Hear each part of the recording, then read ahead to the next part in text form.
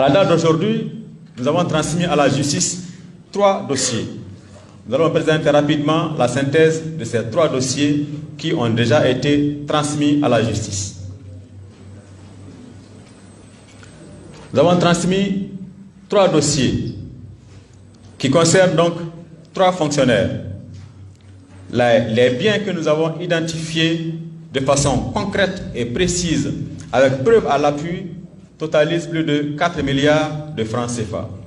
Ceci veut dire que ces 3 fonctionnaires possèdent des biens dont la valeur dépasse 4 milliards de francs CFA. Et la loi pour l'Office central et la lutte contre l'enrichissement illicite prévoit que les biens ainsi identifiés doivent être saisis, confisqués, et lorsque la condamnation est définitive, ils doivent être transférés à l'État. C'est donc quelque chose de très concret. Il ne s'agit pas de dire dans telle opération, il y a eu de la corruption. Non. Il s'agit de dire un tel fonctionnaire, monsieur X, madame Y, possède 1 milliard de biens, alors que son salaire mensuel est de 300 000 francs, cumulé sur la période fait 25 millions ou 30 millions, il ou elle possède 1 milliard de biens, comment a-t-elle obtenu ces biens?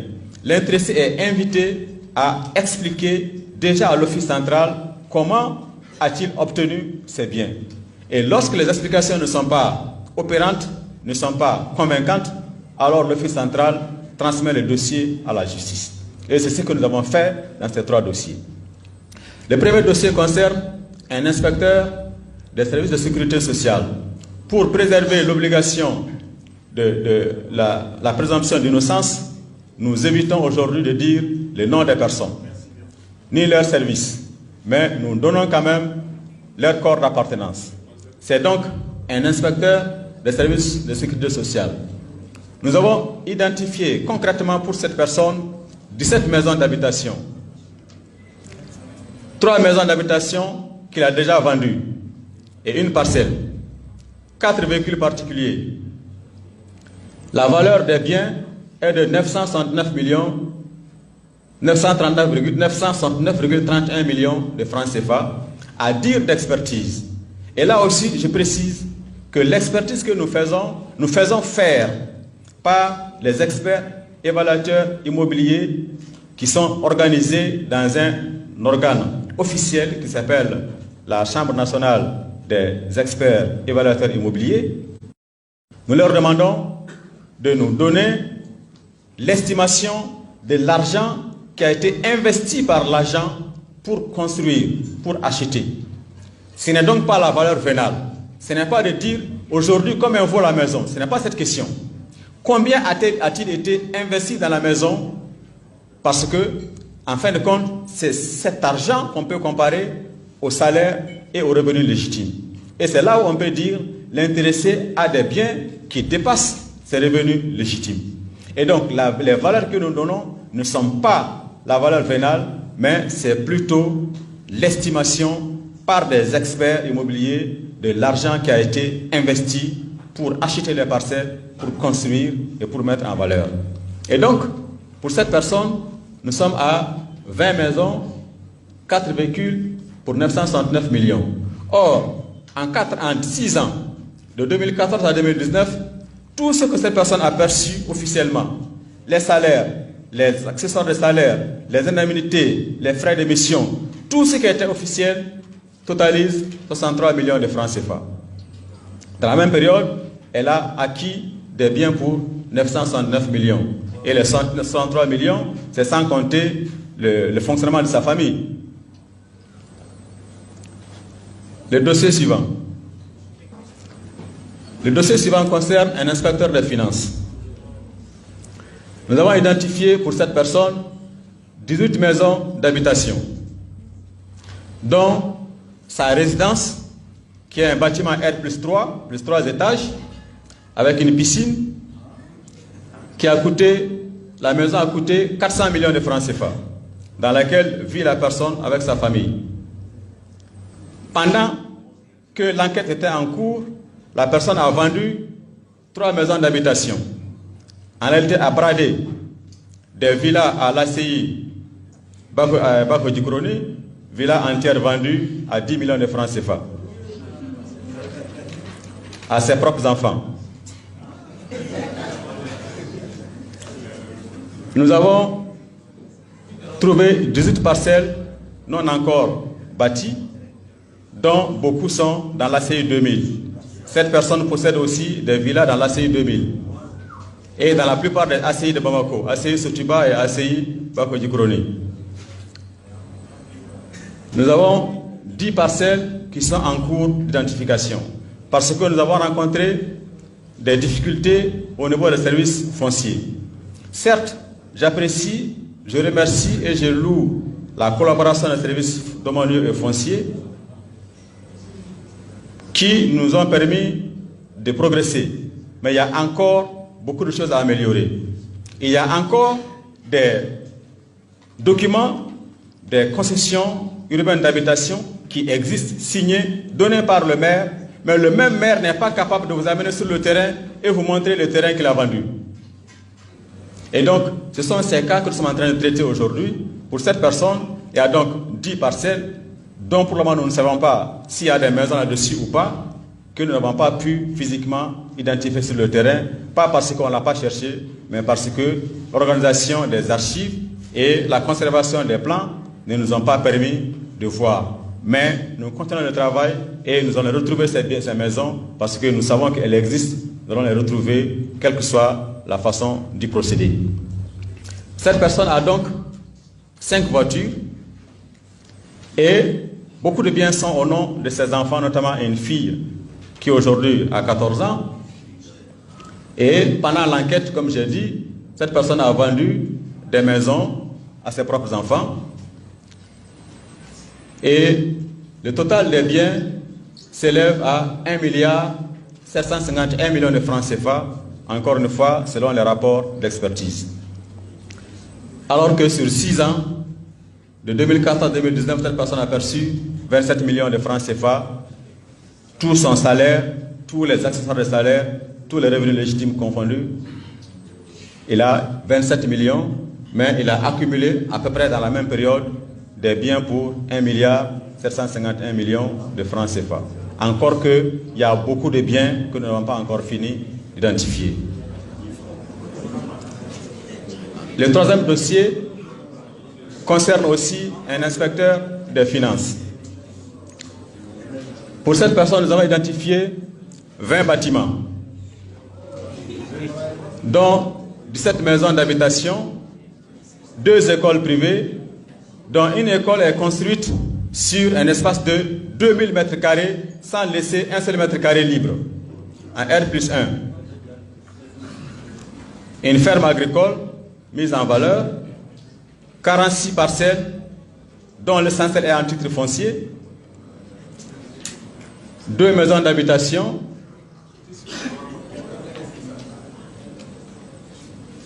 déjà vendues en réalité, un bâtiment commercial aussi vendu, et là aussi on a 2 parcelles non identifiées, travail qui est en cours. Cette personne a beaucoup utilisé des prête-noms. Ses enfants de 2 ans, de 4 ans, de 6 ans possèdent des maisons de 300 millions, de 100 millions, de 200 millions, etc. Parce que la technique de la personne est de mettre les biens sous le nom de ses enfants. Et la plupart des enfants d'ailleurs ont eu des biens quand ils avaient 10 mois ou 18 mois pour le plus âgé. La valeur des biens que nous avons identifiés pour cette personne est de 1,562 milliard de francs CFA. Encore une fois, à dire d'expertise. Le revenu total de la personne sur les 6 ans est de 29,47 millions de francs CFA. Ce sont donc les dossiers que nous avons aujourd'hui déjà transmis à la justice. Et la loi dit que lorsque l'Office central transmet à la justice, techniquement il est dessaisi, mais nous sommes en train de travailler avec la justice, avec la compréhension et l'accompagnement du ministre de la Justice, pour que, malgré ces dispositions légales, l'Office central et les pôles économiques et financiers puissent quand même coopérer collaborer et je peux vous assurer que nous avons une collaboration efficace à la date d'aujourd'hui. Nous avons une coopération très active, très dynamique, entièrement à notre satisfaction et nous pouvons augurer que si nous continuons sur ce train et sur ce train, nous pourrons avoir des résultats encore beaucoup plus intéressants dans les prochaines semaines, dans les prochains mois. Et justement, pour collaborer avec la justice, nous avons des moyens de communication à la disposition des citoyens, un site internet www.oclei.ml qui a été lancé le 9 décembre 2019, d'ailleurs dans une cérémonie présidée par le garde des Sceaux. Le site internet a une page d'information et de dénonciation en ligne. Nous pouvons être saisis par email à info@oclei.ml, par téléphone 29 20 29 12 29 ou 20 29 12 26. Nous avons un numéro vert qui a été lancé le 9 décembre, qui est opérationnel, le 80 00 22 22. Ce n'est pas le seul moyen pour nous saisir. Celui qui veut nous saisir peut se déplacer physiquement pour aller à l'office central. Nous avons des équipes qui vont les recevoir, le recevoir. La personne peut téléphoner sur n'importe quel numéro. La personne peut nous envoyer un email. Nous avons une lettre par la poste. D'ailleurs, nous avons une boîte postale. J'ai oublié le nom, monsieur le secrétaire général, c'est E combien? 39 E 39 77. Donc, tous les moyens sont mis en place.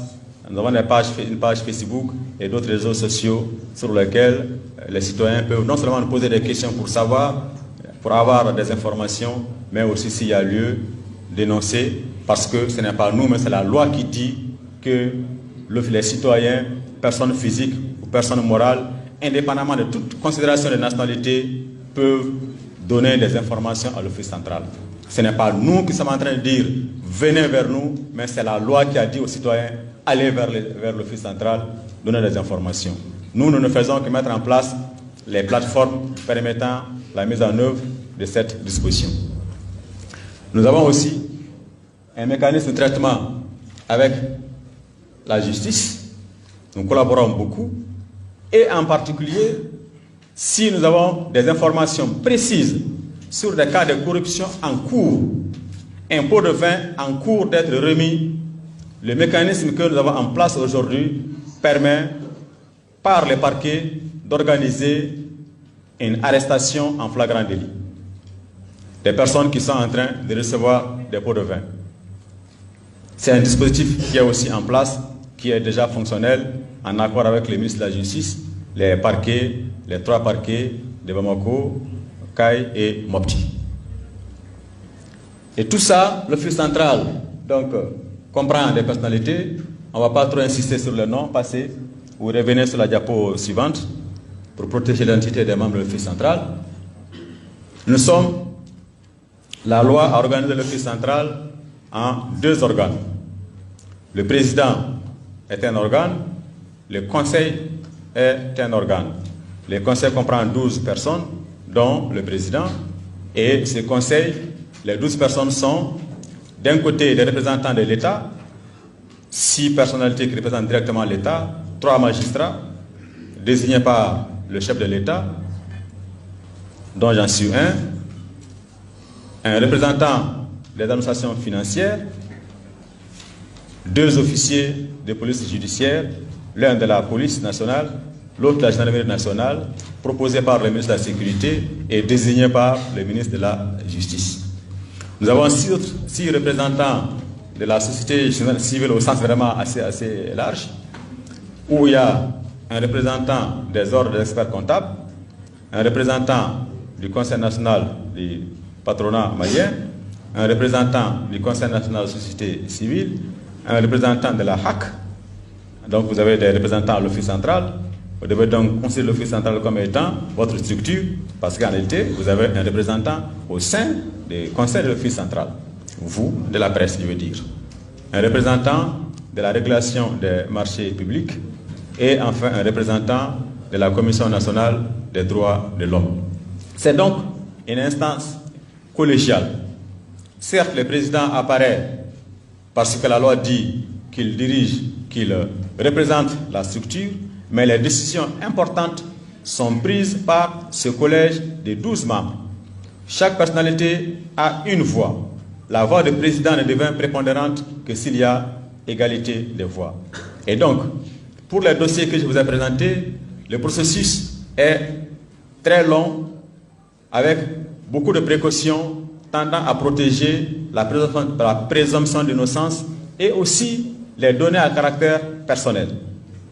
La première étape, c'est d'abord que le conseil des 12 personnalités se réunit sur un dossier pour savoir s'il y a lieu ou pas d'ouvrir une enquête.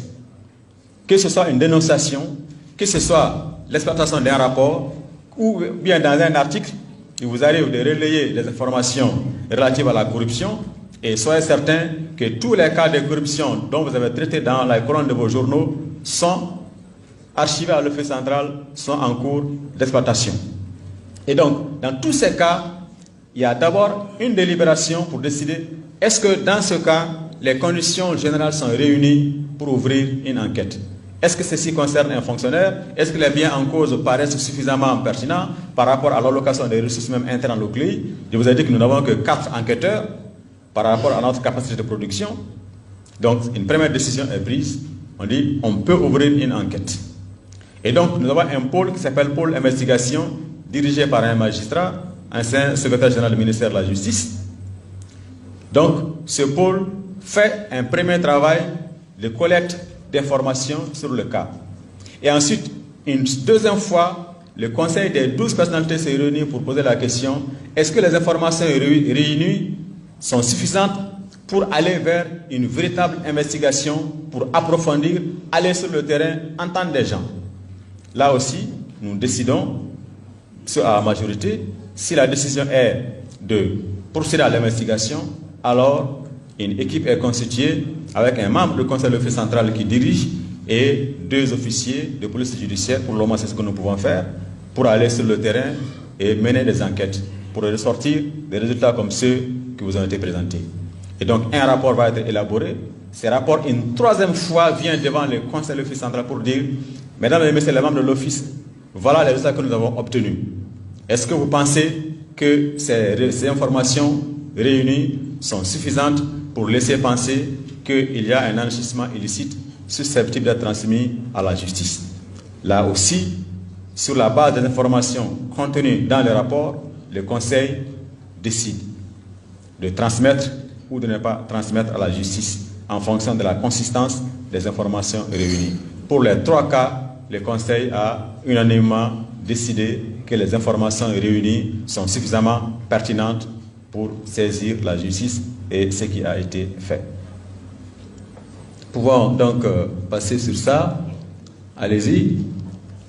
Nous pensons que l'Office central a une mission qui nécessite une synergie d'action. Je l'ai beaucoup de fois dit, répété, ressassé, quelquefois sériné. Il faut une synergie d'action entre les structures publiques, les populations, les médias et les partenaires de tous ordres. Nous lançons donc un appel à tous, à toutes les couches socio-professionnelles, à toutes les populations, pour prendre part à ce combat, qui doit être un combat collectif, parce qu'il nuit à tous. Il nuit à chacun, il nuit à tous. Chacun et tous devraient donc se sentir, se voir en mission. Nous nous y engageons et nous souhaiterons que chacun s'y engage aussi. Car il est de notre responsabilité à tous d'adopter les bonnes pratiques pour faire face à la corruption et à l'enrichissement illicite. Encore une fois, je vous remercie d'être venus massivement. Merci et je suis à vous pour les questions, j'espère bien. Merci beaucoup.